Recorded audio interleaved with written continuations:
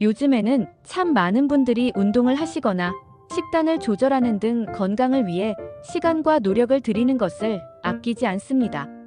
그런데 담배를 피우지 않고 술을 마시지 않고 심지어 운동까지 열심히 한다고 해서 과연 암으로부터 안전하다고 할 수 있을까요? 밝혀진 통계에 따르면 2022년 우리나라에서 발병된 암 환자 수는 35만 3,525명이나 되고 암으로 인해 사망한 환자 수는 총 8만 3,378명이나 된다고 합니다. 이를 일별로 환산하면 하루에 무려 228명이 암으로 사망한 것인데요. 의학기술은 나날이 발전하는데 왜 암 환자 수는 갈수록 늘어만 갈까요? 암은 유전이나 식생활, 스트레스, 흡연 그리고 화학물질 등 수많은 원인이 존재하지만 사실 우리가 매일 쓰고 있는 이 물건들이 어쩌면 암을 일으키는 주원인일 수 있다고 합니다. 오늘은 우리 생활 속에서 의외로 암을 일으키는 것에는 어떤 것이 있는지, 그리고 그 대처 방법은 무엇인지 함께 알아보겠습니다. 차근차근 끝까지 확인하시고 가족들에게 좋은 정보 공유하셔서 우리 가족 모두의 건강을 함께 지켜냅시다. 구독과 좋아요는 언제나 감사합니다. 암을 일으키는 물건 첫 번째는 프라이팬입니다. 우리가 프라이팬을 사용할 때 음식물이 달라붙지 않는 이유는 바로 과부하 화합물이라는 물질이 코팅되어 있기 때문인데요.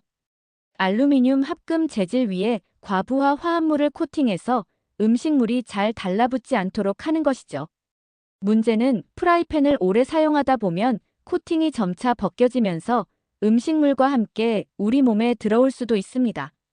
과부하 화합물은 국제암연구소에서 발암물질로 지정한 성분으로 우리 몸에 한번 들어오면 4년 정도는 지나야 그 양이 겨우 절반으로 줄어들고 체내에 머물러 있는 동안에는 간이나 신장 그리고 혈액 등에 쌓여 강력한 독성을 나타내는데 미국의 핵의과대학 연구팀의 연구에서 과부하 화합물에 많이 노출된 사람은 그렇지 않은 사람보다 간암에 걸릴 확률이 무려 4.5배 높다는 결과가 나왔으며 미국 미시간 대학 연구에서도 고혈압 발병 위험이 71%나 높은 것으로 밝혀졌습니다. 그런데 이보다 더욱 문제가 되는 것은 바로 오래된 프라이팬을 사용할 때 뿜어나오는 연기입니다. 가족력이 없으면서 흡연도 하지 않는 여성들이 최근 들어 각종 폐질환을 비롯한 암 진단을 받는 경우가 급증하고 있습니다. 이러한 문제를 전문가들은 주방에서 발생되는 조리흉을 가장 큰 원인으로 지목하고 있는데요. 조리흉이란 기름을 이용해 고온으로 조리하는 과정에서 발생되는 에어로졸 형태의 미세한 기름 입자를 말하는데 문제는 조리흉이 단순한 기름 입자가 아닌 조리 중 각종 재료가 타면서 발생되는 포르말데히드나 벤조피렌 그리고 다환 방향족 탄화수소 등 악명 높은 1급 발암 물질들이 엉겨붙어 공중에 떠다닌다는 것입니다. 조리흉이 특히나 위험한 이유는 우리가 잘 알고 있는 미세먼지보다 작은 초미세먼지 그리고 그보다도 무려 25분의 1이나 작은 100나노미터 이하의 크기를 지니고 있기 때문에 폐 속 더욱 더 깊은 곳으로 들어가게 되고 물질들이 가진 넓은 표면력들로 인해 쉽게 폐포에 흡착하여 가지고 있던 발암성 물질들을 내뿜어 염증이나 암세포 등 각종 심각한 질병을 일으키게 됩니다. 이 때문에 2015년 국제암연구소에서는 조리흉에 많이 노출될수록 폐암 위험이 증가한다고 발표하면서 이를 1급 발암물질로 지정하기도 했는데요. 국제학술지에 실린 일본의 한 연구 결과에서는 조리흉이 폐암 발병 위험을 최대 3배 높일 수 있다는 결과를 발표했고 대만의 한 연구에서도 환기가 제대로 되지 않는 환경에서는 폐암 발병 위험이 최대 22.7배나 높아진다는 결과가 나오기도 했습니다. 최근 우리나라 학교 급식 노동자들이 열악한 학교 급식실의 작업 환경으로 인해 폐암 발생률이 일반인의 무려 35배에 달한다는 충격적인 사실이 밝혀짐과 동시에 그 원인 중 하나가 조리 과정에서 발생되는 죽음의 미세입자 조리흉이라는 사실도 함께 대두되기도 했습니다. 특히 오랜 사용으로 인해 코팅이 벗겨진 프라이팬은 시간이 지남에 따라 팬의 열전도율이 고르지 않거나 과도하게 가열되고 표면에 음식이 더 쉽게 눌러붙어 조리흉 발생률을 더욱 높일 수 있기에 오래된 프라이팬은 즉시 교체하시길 권장드립니다. 암을 일으키는 물건 두 번째는 나프탈렌입니다. 악취를 제거하거나 벌레를 퇴치하기 위해 좀약이라고 불리는 나프탈렌을 다들 한 번쯤은 써보셨을 텐데요. 나프탈렌은 냄새는 독하지만 저렴한 가격에 효과가 좋아 화장실이나 옷장 등 다양한 장소에서 사용되었습니다. 그런데 지금껏 무심코 사용했던 나프탈렌이 사실은 우리 몸에 암을 유발하는 발암 물질이었다고 하는데요. 나프탈렌은 원유 생산 과정에서 추출되는 물질로서 살충제나 방부제 그리고 탈취제 등으로 다양하게 쓰여왔습니다. 나프탈렌은 고체에서 액체로 변하는 과정 없이 바로 기체로 변하는 승화성 물질이기 때문에 그 크기가 줄어드는 만큼 공기 중에 떠다니게 되는데 이때 사람이 숨을 쉬면서 호흡기를 통해 몸속으로 들어가거나 옷장에 두었던 옷에 나프탈렌 성분이 붙어 있다가 꺼내 입을 때 피부를 통해서도 흡수됩니다. 몸속으로 흡수된 나프탈렌 성분은 독으로 작용해 민감한 분들의 경우 눈이 가렵거나 호흡 곤란, 재채기 등의 알레르기 반응을 보이며 장기간 노출될 경우 용혈성 빈혈, 기면, 경련 등 다양한 증상이 나타나고 이보다 더 심할 경우 백내장이나 망막 손상, 말초 신경염, 만성 신부전증 등의 심각한 질환을 유발하기도 합니다. 독일에서는 나프탈렌에 노출된 노동자들에게 후두암, 위암, 대장암, 종양 등의 심각한 질병이 발병된 사실이 보고된 바 있어 2002년부터 국제암연구소에서는 나프탈렌을 인체 발암 가능 물질로 지정하기도 했습니다. 이러한 유해성을 파악한 우리나라에서도 2013년에 나프탈렌을 특정 수질 유해물질로 분류하면서 최근에는 시장에서 완전히 퇴출시키겠다는 입장이지만 여전히 수많은 가정집을 비롯한 공중 화장실에서는 빈번히 사용되고 있는 것이 사실입니다. 따라서 앞으로는 나프탈렌의 사용을 줄이면서 숲과 같은 천연 제품을 사용하는 것이 좋으며 나프탈렌과 함께 보관했던 물품이 있다면 야외에서 최소 30분 이상 나프탈렌 성분을 충분히 날린 뒤 사용하는 것을 권장드립니다. 암을 일으키는 물건 세 번째는 락스입니다. 강력한 세정 효과로 주방이나 욕실에서 자주 쓰이는 락스. 우리에게 락스로 잘 알려져 있는 차하염 소산 나트륨이라는 물질은 악취 제거나 세균 박멸 등 욕실이나 주방에서 다방면으로 쓰이고 있는 만능 세제로 잘 알려져 있는데요. 그런데 이렇게 성능이 강력한 세제인 만큼 독성이나 냄새가 강해 그에 따르는 부작용 또한 상당합니다. 락스의 주성분인 차하염 소산 나트륨은 식수를 포함한 유기물과 만나게 되면 트리알로메탄이라는 성분을 만들어내는데요. 이는 국제암연구소에서 발암 가능성이 있는 물질 2비군으로 분류하고 있습니다. 트리알로메탄은 일단 체내에 들어오면 쉽게 분해되지 않고 지방세포에 축적되며 DNA 변형 및 면역성 저하를 일으키는 물질로 알려져 있습니다. 이 때문에 차하염 소산 나트륨을 다루는 청소부나 수영장 등에서 오래 근무하는 사람들이 만성적으로 노출될 경우 방광이나 췌장 등의 암 발생률을 높이게 되며 동시에 락스에서 발생되는 염소가스를 고농도로 흡입할 경우 기침이나 흉통, 천식 등의 폐질환 그리고 호흡기 질환 심하면 후각 상실을 넘어 폐암 발병률까지 크게 높이게 됩니다.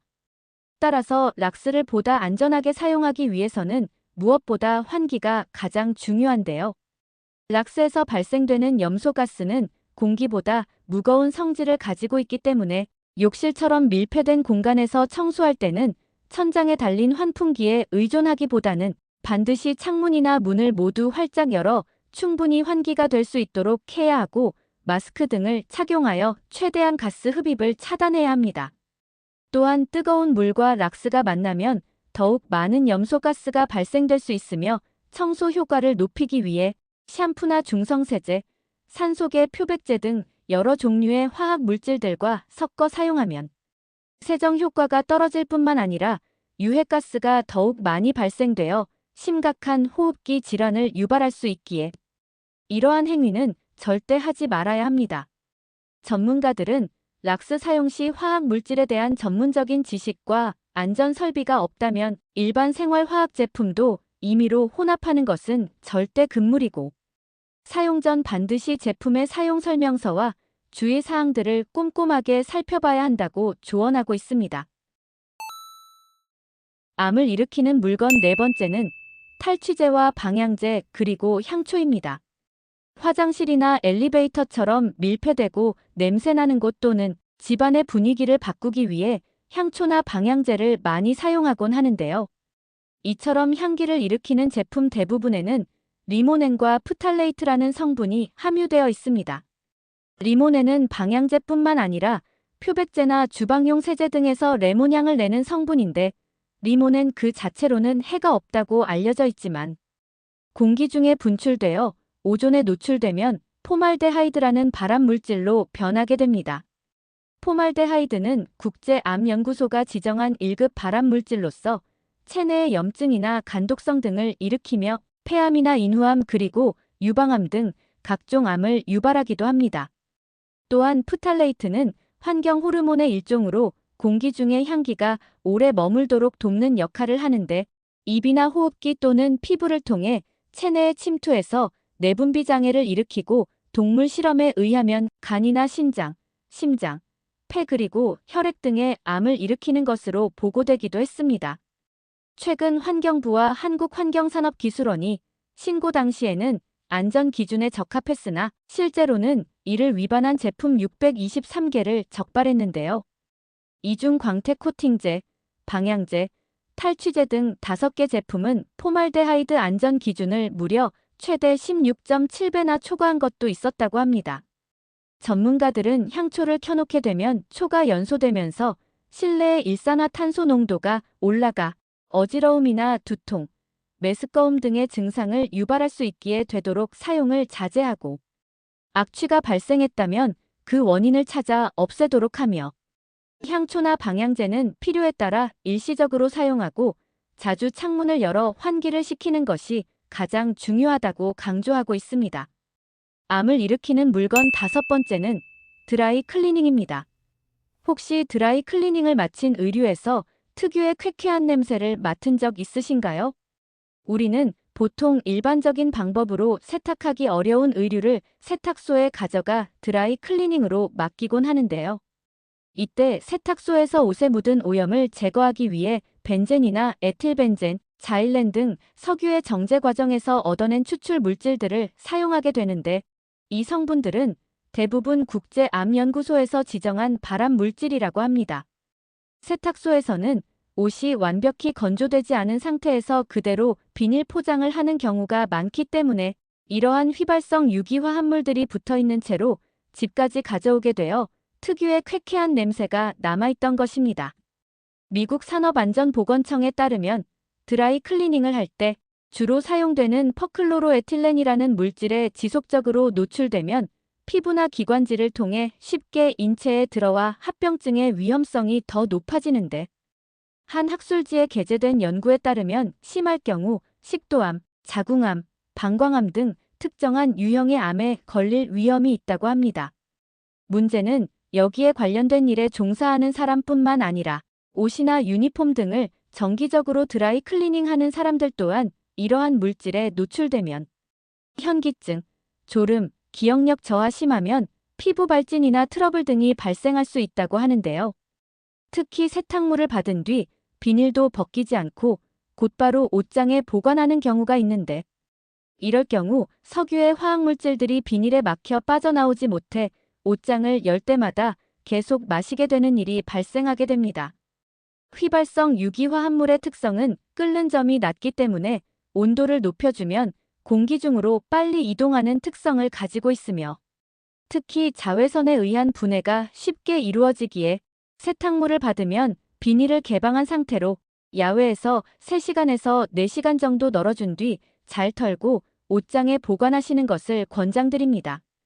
암을 일으키는 물건 6번째는 조화입니다. 최근 내 방식대로 나만의 집을 꾸미는 셀프 인테리어 열풍이 불면서 집안 분위기를 확 바꿔주는 인테리어 소품을 구매하는 분들이 크게 늘어났습니다. 그 중에서 오랜 시간이 지나도 시들지 않는 조화가 큰 인기를 끌고 있는데요.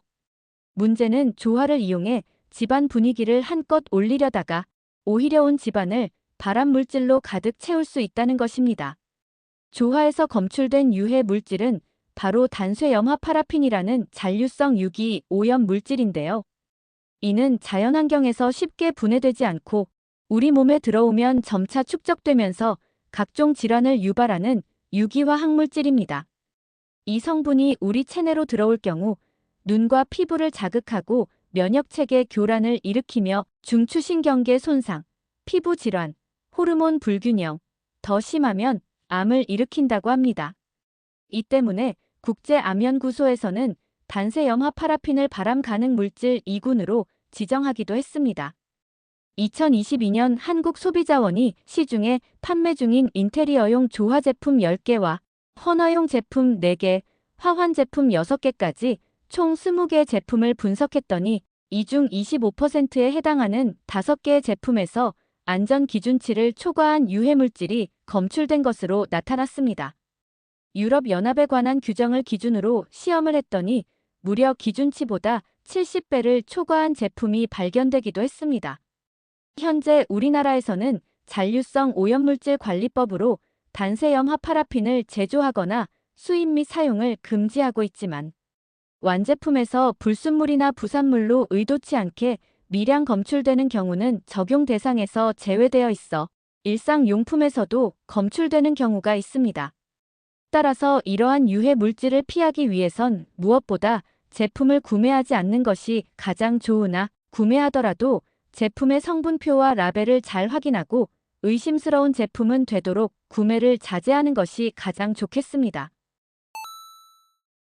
오늘은 우리 주변에 평범하게 있지만 암을 불러올 수 있는 위험한 물건에 대해 알아봤습니다.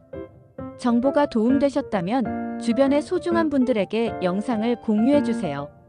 구독과 좋아요도 부탁드릴게요. 구독과 좋아요는 새마을 정보에게 언제나 큰 힘이 됩니다. 다음에 더 유익한 영상으로 찾아오겠습니다. 새마을 정보는 언제나 구독자 여러분이 건강하시길 진심으로 기원합니다. 건강하고 행복하세요.